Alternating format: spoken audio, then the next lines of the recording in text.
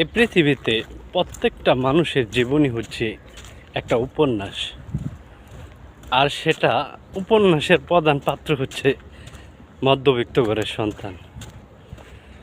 মধ্যবিত্ত হচ্ছে এমন একটা সার্কেল যেটা একদম বাপদাদা থেকে শুরু হয়। বাবাই যদি কিছু জীবনে না করতে পারে তো সন্তানের কষ্টের শেষ হয় না।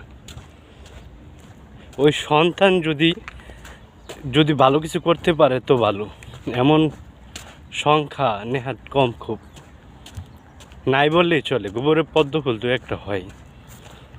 এই মধ্যবিত্ত সন্তানদের জীবন অত্যন্ত কষ্ট হয়। এরা অর্থ এবং সময়ের অভাবে না হয় মেধাবী, না হয় সমাজের প্রতিষ্ঠিত কোনো ব্যক্তি।